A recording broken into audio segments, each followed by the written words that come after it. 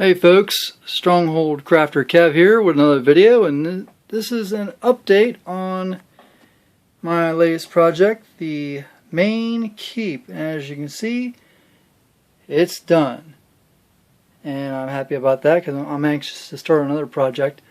This is what I finished on as far as the additional features of the keep, because I'll show you in a little bit that that centerpiece can be removed, but as you can see here, the corner pieces, they actually protrude a little bit. You know, the blocks don't line up perfectly, which is kind of nice because it keeps it from being flat, which is not what I wanted. I didn't want a big block of a tower that's so square and flat and no dimensions to it. So I'm actually happy how that turned out.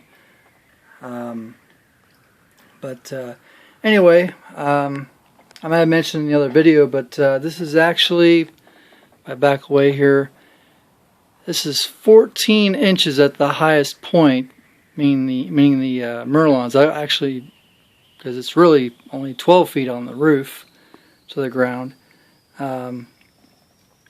Anyway, this piece here, which was a fun challenge, didn't turn out too bad. I'm a little disappointed with the roof per se. I'll get a little bit closer here for show you detail. I didn't really want to get too much. The lighting might be a little bit too much to do the contrast, but basically that's just foam core with some cardboard glued on top of it, and I know the shingles don't match up right, but oh well, I'm not going to redo it, so it's just a practice piece anyway. But that was base coated with some black paint here.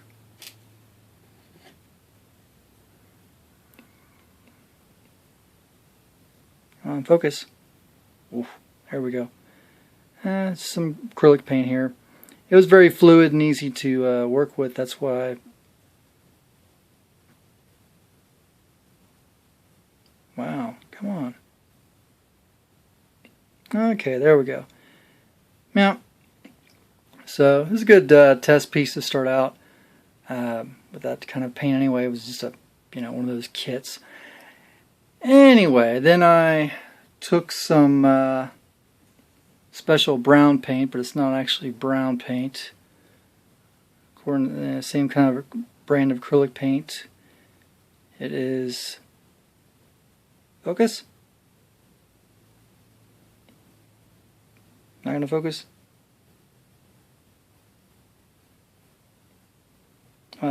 There we go. Espresso! No, it's not coffee. That's just what they call the color of the paint. Anyway, real challenge was getting, when I painted this, was to be careful not to get this paint onto here and vice versa. But I actually painted all of this in a base coat of black. Hold on. Okay. Yeah, this is the main paint I used for the base coat over the whole structure. This is a little bit less fluid than the smaller bottle there, and I actually had to mix it with some water to get it into the cracks. But it did me well once I got the right consistency. And hold on a second.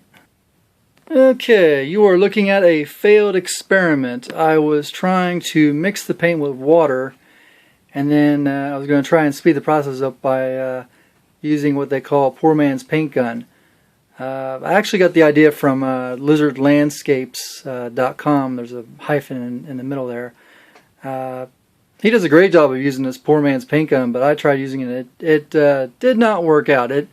It clogged up the gun mechanism for some reason, and it kind of ticked me off. But on a plus side, the paint is still usable. What I did was I poured out what I could, and I just mixed it with some more paint and gave it less fluid consistency, because when I when I first started painting,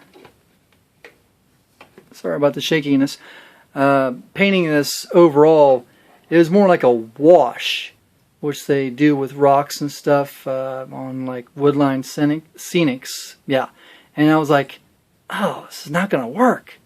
So I had to go back and repaint the whole freaking thing, and that was not a total nightmare, but I was not happy with it. So live and learn. I either go back and try and get that consistency right again, or else I just say, I'll just keep on doing it with a sponge brush like I normally do. But speaking of detail, that's why you can see the segments of the block so well. It's because of that black contrast with the gray. And the gray paint, I just used a similar brand, Liquitex. This is just a basic acrylic gray. Yeah, and as you know, you do not use spray paint on polystyrene because there's some kind of chemical in that will eat the foam. So, in case you didn't know that, that is a good tip. Unless you want to like go for like some kind of Castle Ruins look or something, but no, I don't think so. So, using the techniques I've learned from watching some other channels. Obviously, this is the same technique all over. But I'll have to do a tutorial on this. But I actually, I do the base coat black, and then I take a sponge brush and sometimes a regular bristle brush, and I don't do the dry brush technique where I wipe all the paint out except for a little bit onto a paper towel. I don't like to waste paint. I feel like you're wasting paint when you do that. So what I do is I just rub it off on the bowl that I'm taking the paint out of, and then I just keep the paint and just keep going back and forth between when I need to reapply paint, and then I just scrape it off and just reuse the paint. Anyway, just to give you a sense of scale, there's the figures right there. And I'll move them around a little bit. Hold on. Okay, and as you can see here, we've got your standard 28 millimeter figure here, and this one's a little bit smaller than 28, and that guy, he's probably about 32 millimeter. I'm just taking a guess. He's definitely a larger figure, and you can see how they compare in size to this huge tower of, like I said. And it's hollow like the rest of my structures, and there's a reason for that, but I'm not really going to go into it right now, other than the fact that I want to practice with some lighting effects in the future. So, and you use less material that way.